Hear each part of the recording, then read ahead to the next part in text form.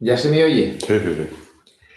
Pues si os parece, empiezo y quiero empezar con unos muy buenos días a todos nuestros oyentes y muy bienvenidos a esta videoconferencia con la que el INCIPE y la Fundación Consejo España-Estados Unidos clausuran un ciclo dedicado a los Estados Unidos.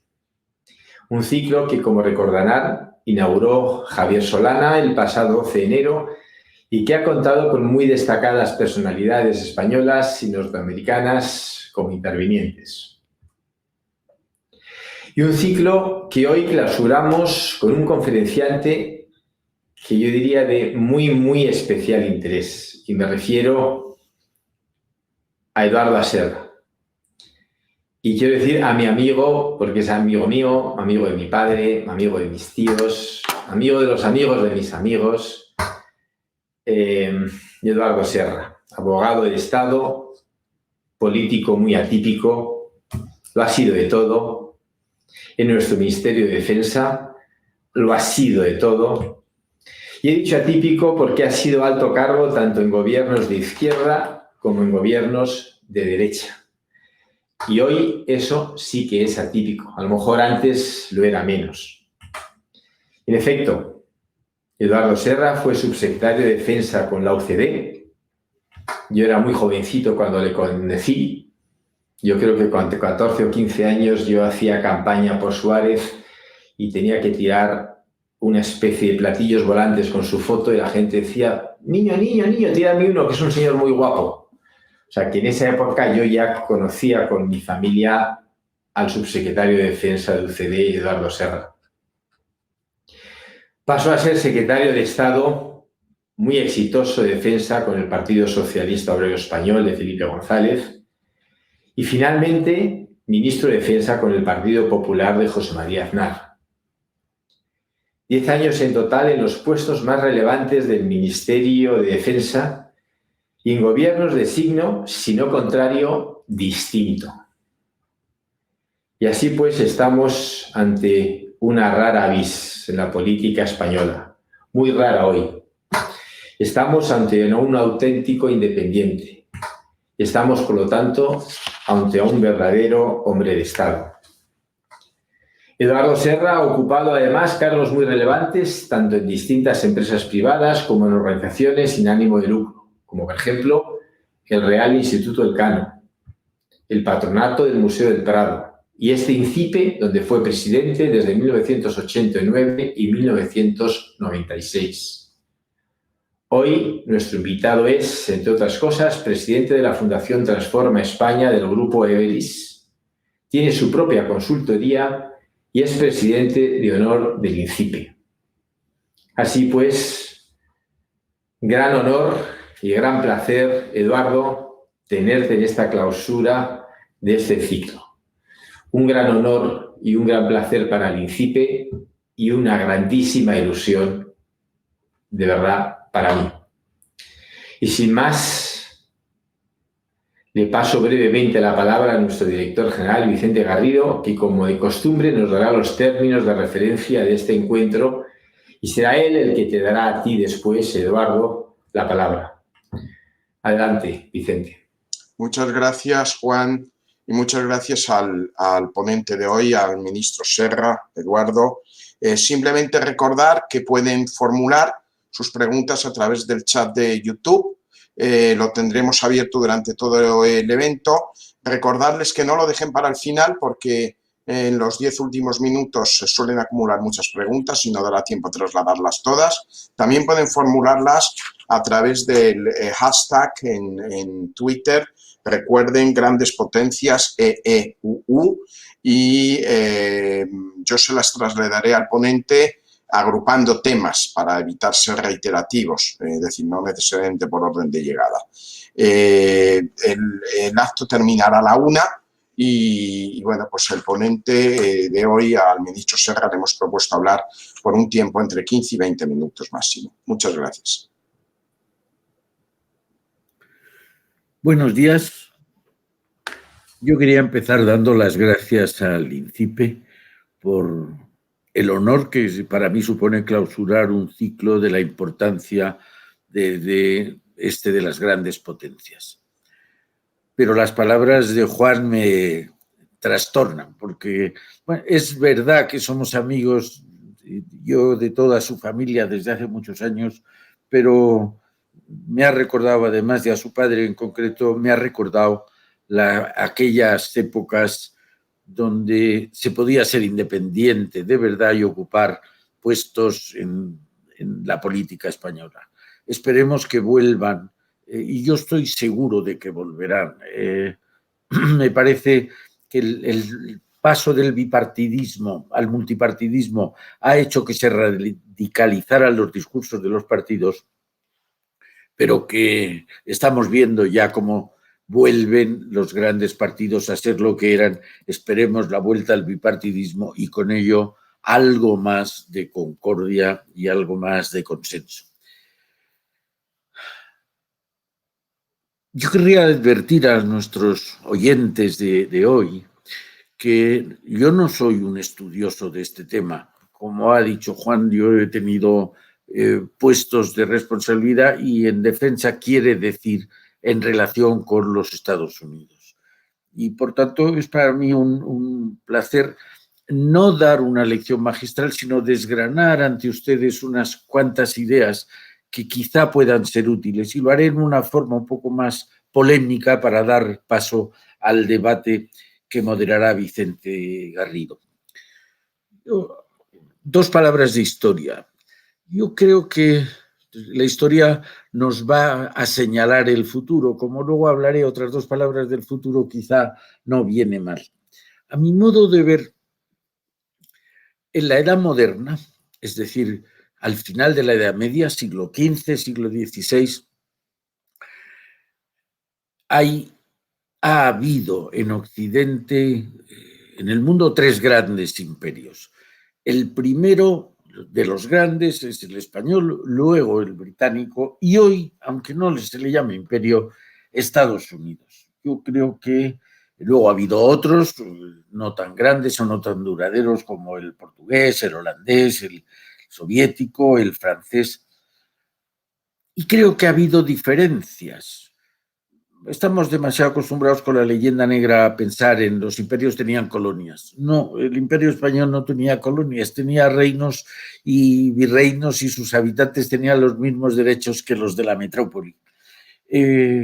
Luego se llamaron en siglo XVII, XVIII, empezaron a generarse las colonias y en el XIX las colonias europeas, y hoy no podemos hablar con propiedad de que Estados Unidos tenga colonias.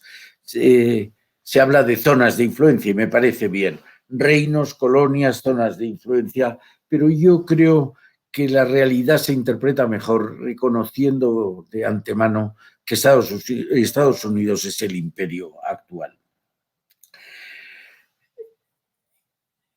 Estados Unidos, que mantiene la guerra de la independencia en 1775 al 83, comienza muy pronto a tener necesidad de expandirse. Y precisamente la primera vez que muestra sus dientes al exterior es con el que había sido el primer imperio, 1898, ahí la guerra hispanoamericana, donde perdemos Cuba, Puerto Rico y Filipinas. Sigue creciendo con una potencia enorme Estados Unidos,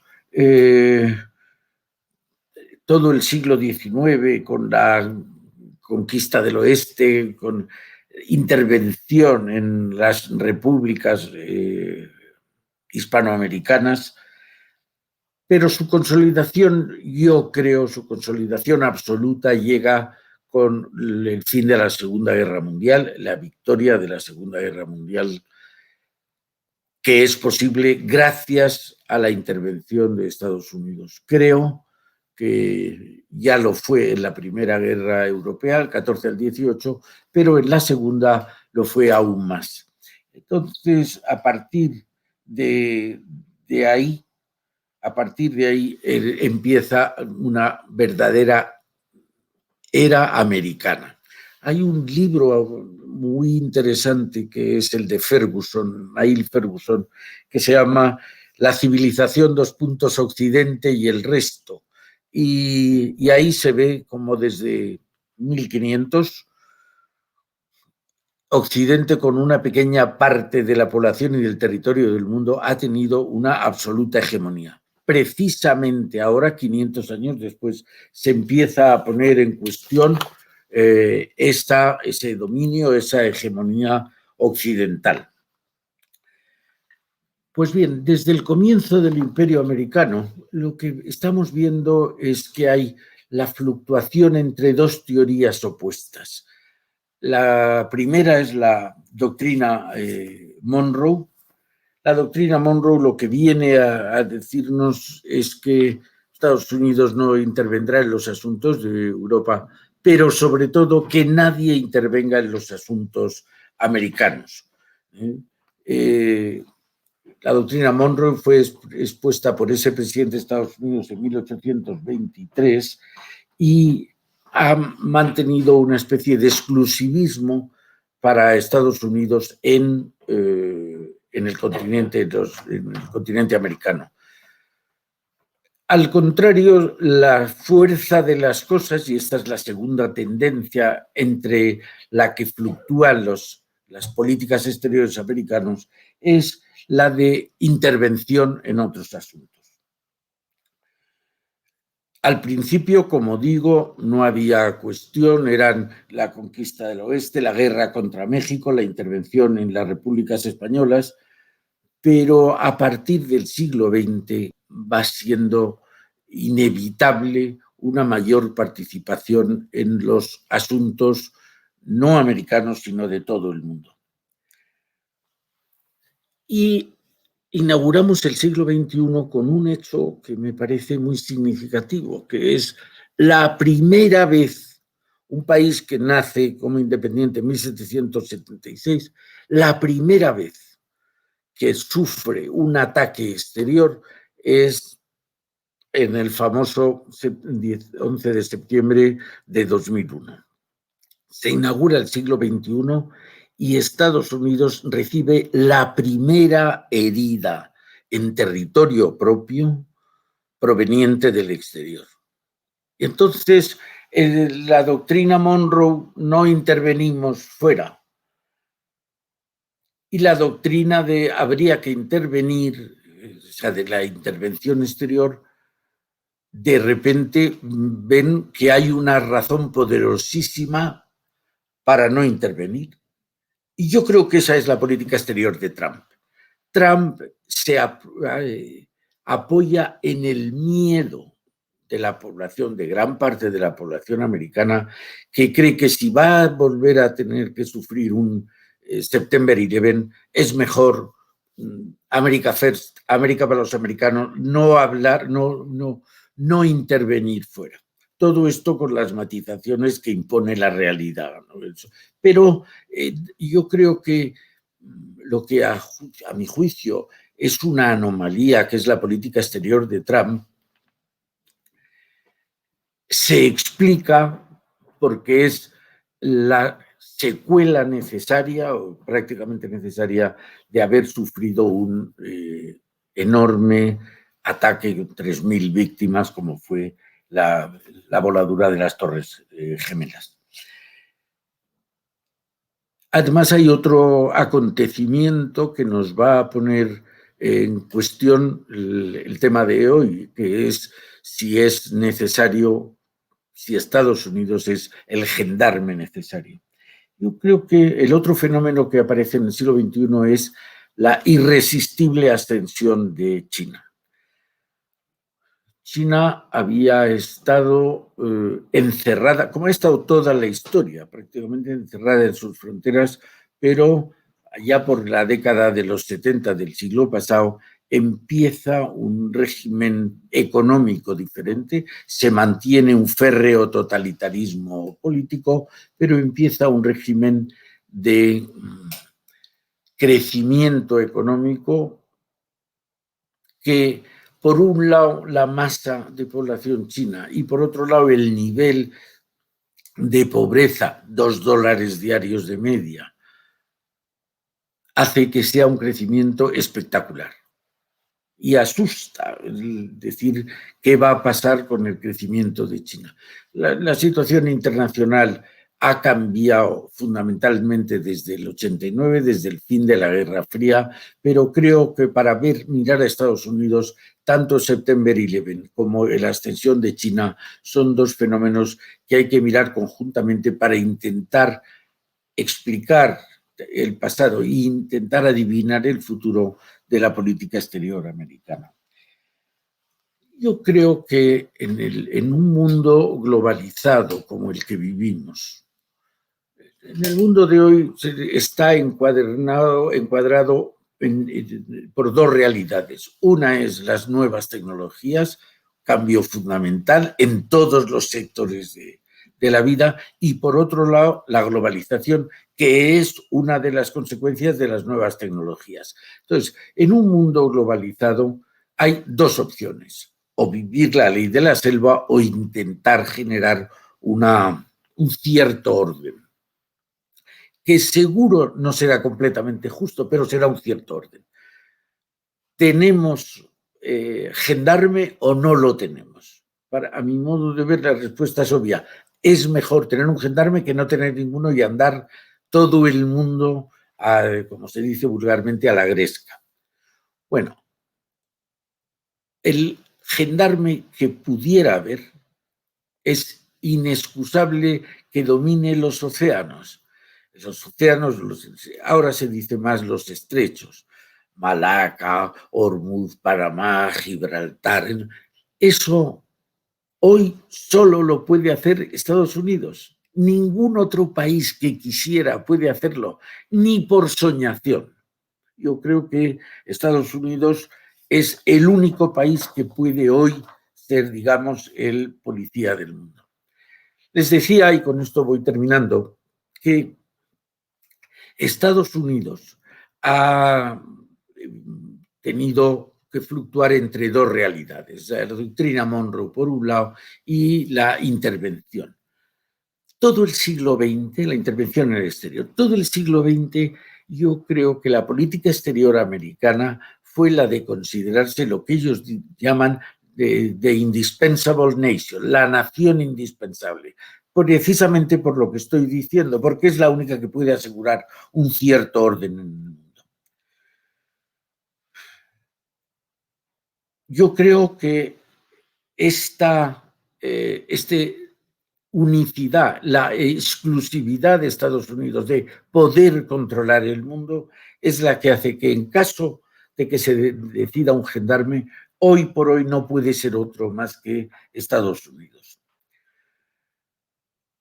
Yo creo que tenemos un fenómeno exterior, como es la herida del 11 de septiembre, tenemos un fenómeno exterior como es la irrupción de China, que dará lugar a cada vez, a mi juicio, unas más tensas relaciones, porque al final, como decía Alicia en el País de las Maravillas, al final se decidirá quién tiene el poder, y esa es una cuestión esencial. Entonces, yo creo que esos dos fenómenos exteriores se complementan con un fenómeno nuevo, que es la irrupción de una nueva población en Estados Unidos. Yo creo que el crecimiento de lo latino, no solo de la gente latina, del espíritu latino en Estados Unidos, va a ser un fenómeno muy decisivo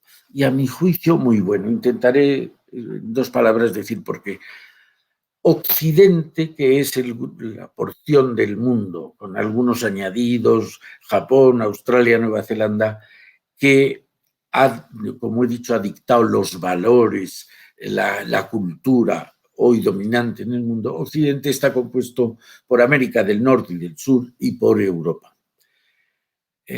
Veremos al final qué es Europa, pero América del Sur corremos el riesgo de que se salga de Occidente.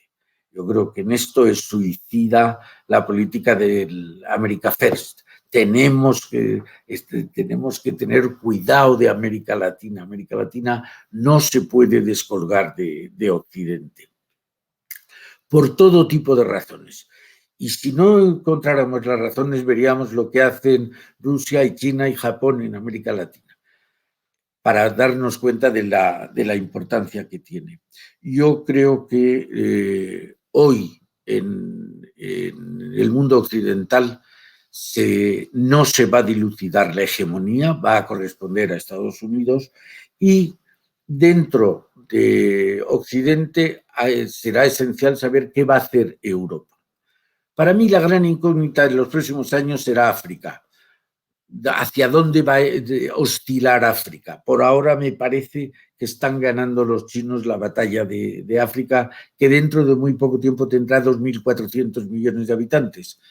Pero por lo que respecta a Europa, yo creo que necesitamos agitar a Europa, y creo que España ahí puede jugar un papel preponderante, y no solo por la especial relación con América Latina, con Iberoamérica. No solo por eso, pero Europa no puede seguir dormida. Eso de que los gastos en defensa nos los pague Estados Unidos, ¿qué país que se precie tolera eso? Estamos necesitados de un revulsivo, y ojalá llegue pronto, con el incentivo americano, sin él, pero Europa tiene que ser suficiente para defenderse si no quiere pasar al olvido. No soy muy optimista al respecto. La tecnología, la fabricación del mundo se van yendo de Europa. Yo recuerdo en el siglo XX había una nueva gran empresa americana y una nueva gran empresa europea. En el siglo XXI vemos nuevas empresas americanas fantásticas y nuevas empresas chinas, pero yo no veo nuevas empresas grandes, europeas, empresas multinacionales. No veo, están las de siempre, pero no hay nuevas. Yo creo, y con esto acabo de verdad, que Estados Unidos es el gendarme necesario porque es el único posible. Y creo que Estados Unidos va a seguir liderando en lo que se llamaba tradicionalmente la Guerra Fría, el mundo libre, que Europa tiene que despertarse, y la primera muestra para despertarse es empezar a ser autosuficiente en su defensa, y deberíamos cuidar África. Tanto en Europa como en África, España debería hacer valer su voz. Muchas gracias. Muchas gracias, ministro. Muchas gracias, Eduardo. Tenemos varias preguntas. Les animo además que sigan enviándolas a través les recuerdo, del chat de YouTube preferiblemente, o también a través de Twitter pueden interactuar. La primera de ellas se refiere a España y en concreto en qué medida debe avanzar nuestra cooperación en materia de defensa con Estados Unidos. Tuvimos también aquí una sesión sobre relaciones bilaterales con el encargado de negocios de la Embajada de Estados Unidos, el señor Conrad Tribble, y nos habló también de la renovación del convenio de defensa. ¿Consideras que habría que negociar otro convenio más ambicioso, la renovación de este, y en ese sentido, cómo enmarcarías también nuestra cooperación en defensa específicamente con Estados Unidos? Vamos a ver, yo creo que durante muchos años, desde el año 53, España tuvo material de defensa, primero de segunda mano, luego fuimos mejorando, hoy tenemos un muy buen material en defensa, poco pero muy bueno, procedente de Estados Unidos.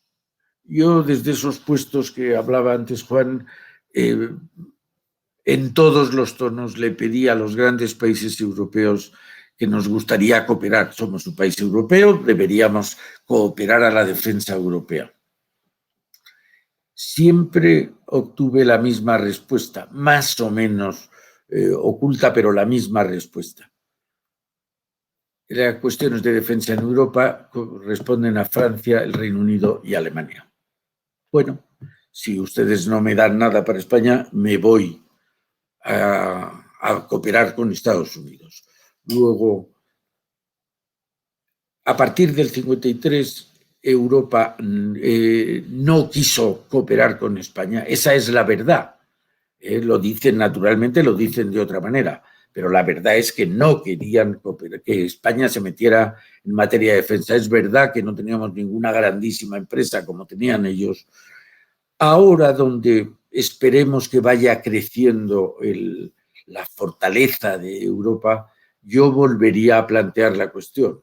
Creo que nosotros la cooperación la deberíamos hacer con Europa, pero si Europa nos deja un lugar secundario y de poca utilidad para nosotros, yo volvería con Estados Unidos. Y en ese caso, pues creo que sí, que las han cambiado suficientemente las cosas para renovar el convenio.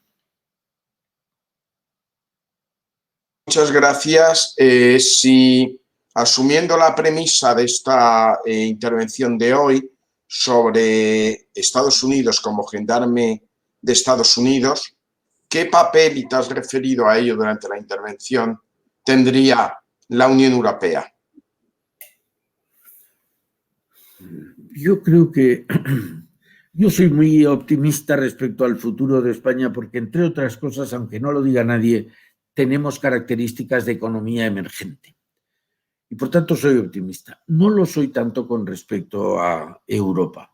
Creo que Europa se ha vuelto un continente viejo, con pocas ganas de vivir y que sigue resistiéndose a gastar en lo más elemental, que es en defenderse, tener capacidad de defenderse a sí mismo. Hemos visto los Balcanes, hemos visto Libia, hemos visto Siria. No tenemos capacidad ni de defendernos en nuestro propio territorio. Ante esa situación, todo lo demás es superfluo. La gente lo entiende poco. La sociedad española, que ha estado muy aislada, que no ha participado en las 2 guerras mundiales, afortunadamente, que ha tenido unos periodos de aislamiento muy largos, pues no entiende, pero si uno tiene la suerte de haber salido fuera a otros países, se da cuenta que si no tienes capacidad de defenderte, es que no puedes hablar casi en ningún ámbito. Había un clásico español que decía, lengua sin manos, ¿cómo osas hablar? ¿Cómo te atreves a hablar? Habría que releer incluso el Quijote para ver la importancia de las armas respecto de las letras, ¿no? Yo creo que Europa tiene que hacer un ejercicio de reflexión y darse cuenta de lo importante que es para otras finalidades, para seguir manteniendo nuestra cultura, nuestro modo de vida en el mundo. Tiene que darse cuenta que si no empieza por defensa, no llegará a ningún lado. Muchas gracias. El debate recurrente una y otra vez sobre ese futuro de la relación transatlántica.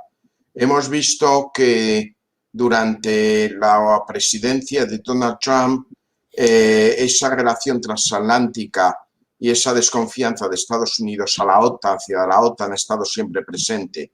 Quizá ahora con Biden pueda ser diferente.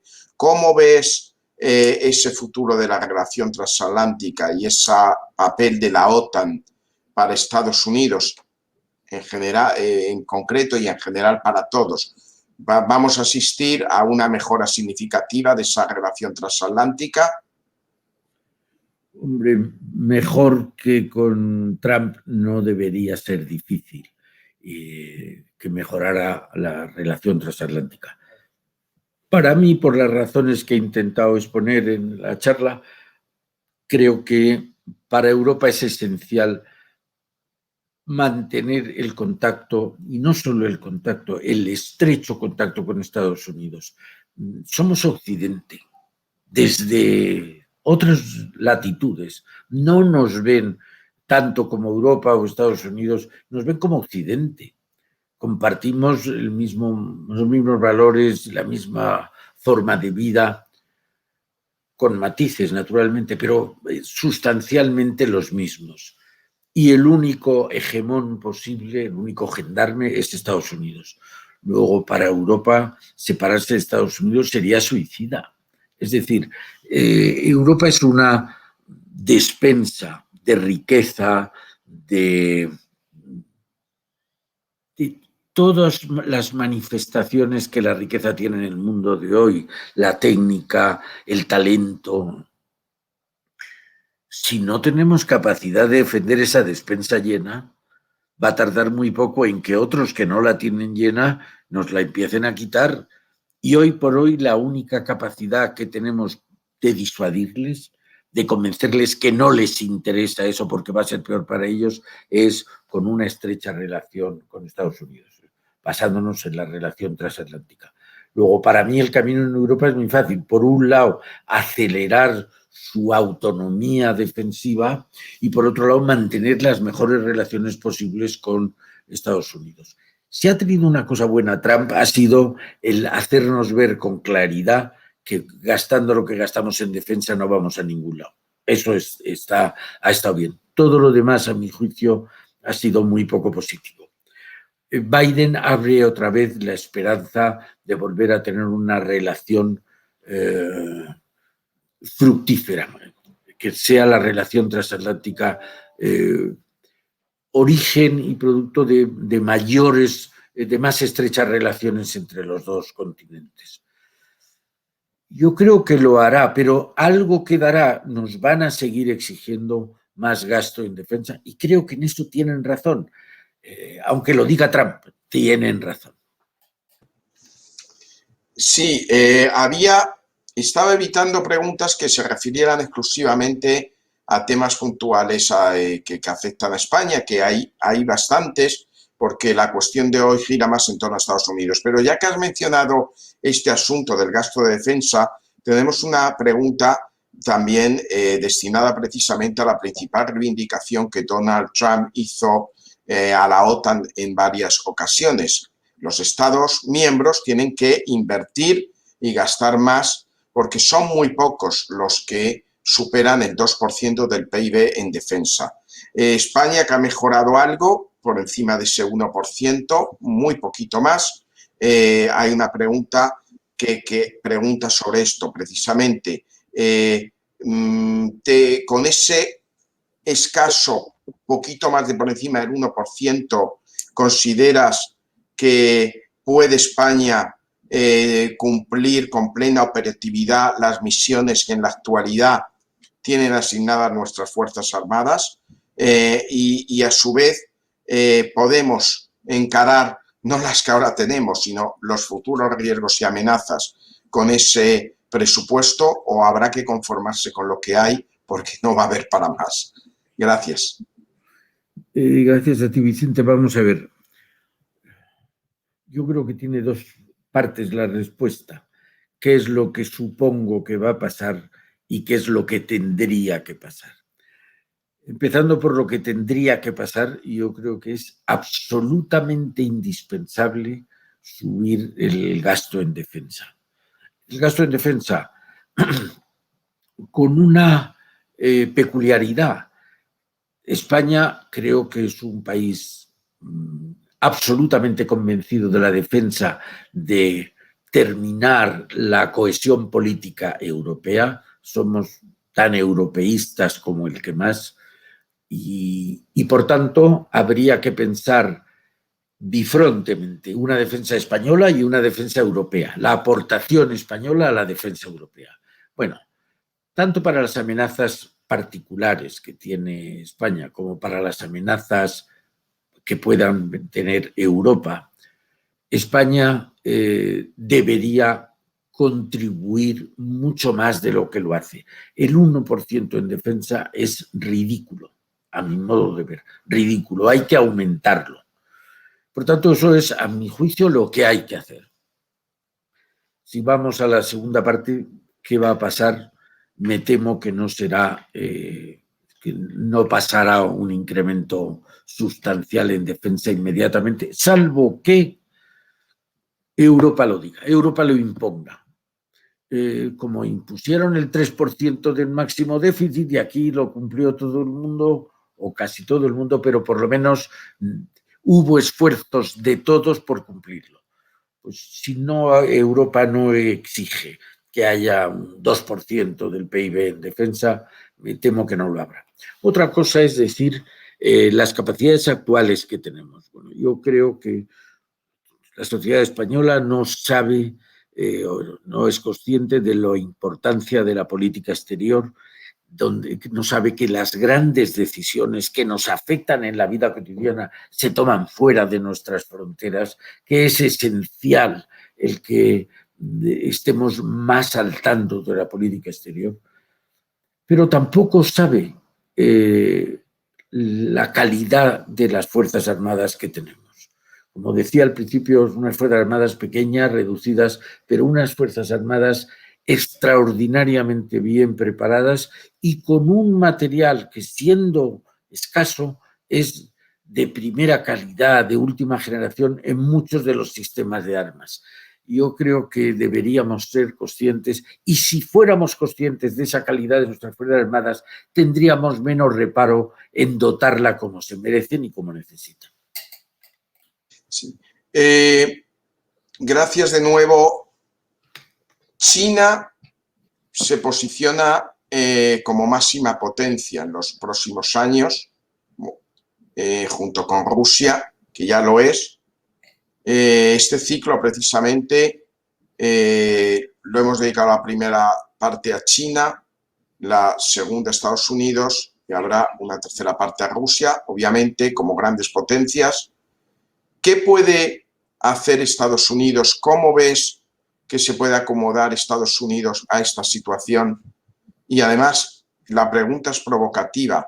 ¿Qué puede hacer Estados Unidos para evitar ese ascenso imparable de China, si puede hacer algo, y contrarrestar también el poder de Rusia?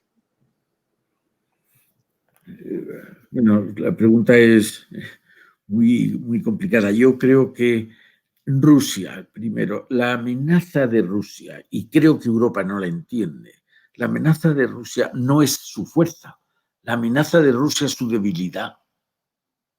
Entonces, deberíamos intentar tener unas mejores relaciones con Rusia. Rusia viene de ser un imperio mundial, el imperio soviético, y como todos los países acepta mal la decadencia. Tenemos que ayudarle a sobrellevar la decadencia que a buen seguro le viene, ¿no? China no. China es una potencia emergente, es la gran potencia emergente, tiene una fuerza enorme y no creo que deberíamos caer otra vez en la trampa de Temístocles. Yo creo que mi sugerencia sería intentar con China unas buenas relaciones. Va a seguir creciendo, pero unas buenas relaciones que fomenten los lazos positivos. Por ejemplo, en un tema donde Europa podría, en general, en la relación entre Estados Unidos y China, Europa puede jugar un papel de mediador, de mediación estupendo. Y en concreto, yo creo que ponía el ejemplo de los gastos sociales. Europa es el 6% de la población del mundo, cerca del 20% del PIB y el 55% del gasto social. Esto es insostenible. Eso no durará unos años, es como el tema de aquí de las pensiones. Pues mire, nos podemos engañar, pero eso va agostándose el modelo. Entonces, en Europa, yo creo que se debería jugar, por un lado, a ser más cuidadosos con el mantener nuestro estado del bienestar y, por otro lado, jugar a que con el apoyo en su caso de Estados Unidos, los demás países también empiecen a tener gasto social. No puede terminar esto porque Europa deje de tener gasto social. Tiene que terminar porque los demás países tengan gasto social y así hagan de retruque más competitiva la economía europea. Yo creo que animando, incentivando a las poblaciones de países de otras latitudes a que tengan gastos sociales, a que puedan disfrutar en la medida posible de un estado de bienestar, nos beneficiaremos todos. Yo creo que hay que esperar de alguna manera, hay que esperar que tengamos unos años futuros largos de paz, como los que hemos tenido en el reciente pasado, ¿no? Pero como desde los romanos se decía, queremos la paz, pues nos debemos preparar para la guerra, pero queremos la paz. Y yo creo que en esta relación entre China y Estados Unidos, el papel mediador de Europa puede ser muy importante. Gracias. Vamos a Oriente Medio. En Oriente Medio, el expresidente Donald Trump dibujó como uno de los grandes éxitos de su administración, al final casi los acuerdos de Abraham, el restablecimiento de relaciones y el animar al entendimiento de Israel con estados vecinos. ¿Qué cabe esperar con la administración Biden en un difícil equilibrio y sobre todo ahora que se han abierto en Viena las conversaciones en abril sobre el regreso al plan de acción integral conjunto, al acuerdo nuclear con Irán, lo que desde luego pone también, le pone en un aprieto frente a Israel, muy discordante con respecto a esa posibilidad. ¿Qué cabe esperar de Oriente Medio en esta presidencia Trump y cómo las relaciones con Arabia Saudí, con Israel? En esta presidencia Biden, ¿no? Perdón, en esta presidencia Biden. Yo creo que, primero, Oriente Medio y su enorme riqueza de petrolífera cada vez van a ser menos imprescindibles para el resto del mundo. Yo creo que creo que se abre un periodo de posible mayor distensión. Yo creo que el problema de Israel es un problema que debemos entender todos. Está amenazado por 150 millones de personas de los países más ricos del mundo. Y además, como en el caso de Irán, declaran explícitamente que su fin es que desaparezca el Estado de Israel. Esto no se puede tolerar en un mundo civilizado. No se puede tolerar. Luego, yo creo que Estados Unidos debe tener esto en cuenta. Trump lo ha tenido, no sé por qué razones, pero lo ha tenido. Pues seguir en esta línea. Por otro lado, yo creo que las monarquías del Golfo cada vez van entendiendo mejor el que dejar que el derecho a la vida de Israel es un must para ellos. Entonces, yo creo que por un lado es menos importante, por otro lado no creo que Biden vaya a desatender a Israel, no lo creo. Israel, por razones casi más de política interior que de política exterior, es esencial en Estados Unidos y yo no creo que vaya a desatenderlo. Pero creo que se va a trasladar la tensión desde Oriente Medio yo creo que al norte de África. Sí. Gracias. Hay una pregunta muy específica, formulada también telegráficamente, pero a buen entendedor sobran las palabras. Y dice, ¿Estados Unidos en la actualidad, verdadero gendarme de Marruecos y un simple guardia jurado de España? Vamos a ver, una de las lecciones que deberíamos aprender de estos 50 años o 60 años, o que queramos, es que es esencial, y cuando digo esencial quiero decir es vital para un país tener una política exterior y una política de defensa continuista.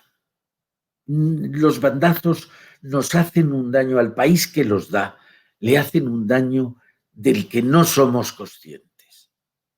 Entonces, yo creo, antes cuando hablaba Juan de los años en defensa, yo honestamente creo que he trabajado para gobiernos diferentes, pero la política exterior, la política de defensa, básicamente, diferencias de matiz, básicamente era la misma. Era una política continuada. Eso le hace a uno, al país, ser más respetado fuera. Sabe que es una política seria. Nosotros desdichadamente hemos dado algún bandazo. Y yo creo que Estados Unidos nos está, con esta manera elegantemente implícita de decir las cosas, nos está diciendo que ese no es el camino. Entonces, yo creo que España necesita muy fundamentalmente incrementar, robustecer la amistad con Marruecos, muy fundamental. Nos interesa a nosotros y le interesa a Marruecos. Ahí debemos entendernos y fomentar caminos nuevos de cooperación. Se tiene pocas veces en cuenta que la frontera más desigual del mundo es la de Gibraltar, más que la de Río Grande. Entonces, y si eso se produce, mire usted, al final, ¿dónde está la misma civilización, la misma religión, la misma cultura, el mismo sistema político que con Estados Unidos? ¿En Marruecos o en España? Y ahí dará la solución. La ecuación es sencilla y no puede ser de otra manera, pero que nos sirva de recordatorio de no volver a dar tumbos en política exterior. Muchas gracias. Como última pregunta, y además es una pregunta excelente para cerrar este ciclo y cerrar la conferencia, ¿cómo ves, Eduardo, los retos que va a tener, quizá cortoplacistas o a medio plazo, la presidencia de Biden? Algunas de las prioridades han sido formuladas ya y, sin lugar a dudas, quizá es poder intentar solucionar, si es que tiene solución de la mejor forma posible, la lucha contra la pandemia dentro de Estados Unidos, y se están anunciando una serie de medidas, pero nos gustaría a todos escucharte sobre cuáles son esas prioridades, cómo lo ves, cambio climático, presencia, despliegue, una evaluación general. Tampoco es fácil la respuesta, pero lo intentaré brevemente. Vamos a ver. Yo creo que si la política de Biden es algo, va a ser diferenciándose de la de Trump. Es decir, si Trump decía America First, Biden debe decir The World First. Si es el gendarme, él tiene que ocuparse de intereses generales. De alguna manera, las críticas de Trump al concepto y la política de Indispensable Nation era porque eso suponía sacrificios para Estados Unidos. Es verdad, pero todo el que quiera ganar el largo plazo tiene que sacrificar el corto. Y eso es lo que han hecho presidentes americanos durante los últimos 100 y pico años, ¿no? Sacrificar el inmediato por el futuro a medio plazo. Repito, estamos en un mundo globalizado. Ahora no se puede luchar contra el cambio climático, contra la pandemia, si no se hace a escala global. Entonces yo creo que Biden tiene un gran reto, que es subir el nivel de la política exterior y empezar a comportarse como lo que es. El gran, sigo diciendo, el imperio. Gendarme me vale, pero comportarse con eso. Tiene que ir en pos de los intereses generales, tiene que volver a las negociaciones del cambio climático, tiene que adoptar la postura opuesta a la que ha mantenido Trump de diferenciarse del resto. Entonces, sobre esa base global de elevar su política exterior y identificar progresivamente los intereses americanos con los intereses de todo el mundo, o los de todo el mundo con los americanos, yo creo que luego hay muchas políticas concretas. Acabamos de hablar de Oriente Medio, Israel. Yo, en ese sentido de la globalización, yo creo que debería poner más interés en América Latina. Estamos viendo un fenómeno novedoso. Por primera vez, Europa del Norte va a dedicar una cantidad ingente de dinero que ni siquiera somos capaces de imaginar a Europa del Sur. No está pasando lo mismo en Estados Unidos, y no es que no lo estén pasando mal las naciones latinoamericanas, iberoamericanas, hispanoamericanas. No es eso. Bueno, yo creo que Biden debería mirar al sur, a lo que llamaban el patio trasero, debería mirar al sur con el mismo interés con que mira Europa del Norte. ¿Por qué Europa del Norte nos está mirando con interés a la del sur y nos va a dar en préstamo, en donaciones, una cantidad ingente de dinero? Primero, porque le interesamos, somos un mercado importante, tal, pero segundo, porque entiende que si se descuelga Europa del Sur, Europa nunca volverá a ser grande. Algo parecido yo le diría a los americanos. Ahora no se habla de la importancia de América Latina. Creo que es esencial para los americanos fomentar el crecimiento, la prosperidad, la democracia en América Latina, como para nosotros lo debería ser por lo menos el norte de África, por lo menos. Es decir, para Europa yo creo que la prioridad sería que la frontera sur no fuera el Mediterráneo, sino que fuera el Sáhara. Ese sentido yo creo que hay muchos retos para Biden, pero yo pondría el foco en estos más generales. Muchas gracias, Eduardo. Había dicho que era la última, pero a raíz de esta última reflexión tuya y teniendo en cuenta que tenemos 2 minutos, hay una estupenda, que te la voy a resumir mucho. España, más allá de la defensa, ¿es suficientemente España relevante para Estados Unidos? Y si no es así, ¿qué deberíamos hacer para ser más relevante para Estados Unidos? Bueno, sí, la pregunta es estupenda. Yo creo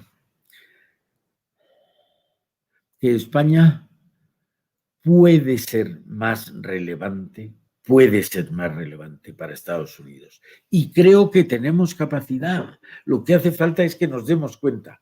¿Por qué digo esto? Porque creo que España en la Unión Europea es el país con mejor conocimiento, o uno de los países con mejor conocimiento del resto del mundo.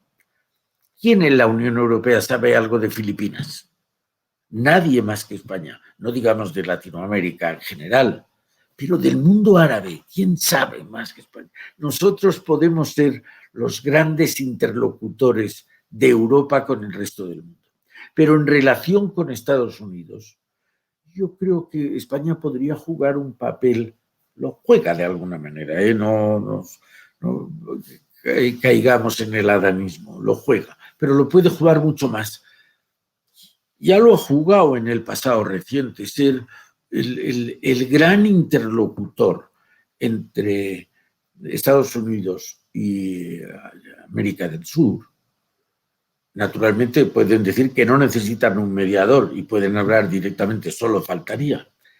Pero si hay alguien que sin ser el imperio puede hablar con todos ellos, ese alguien es España. Luego yo creo que España puede ser, yo creo que nos considera más relevantes en Estados Unidos de lo que nos consideramos nosotros, puede ser el gran interlocutor de Europa y desde luego el interlocutor entre las dos partes de América.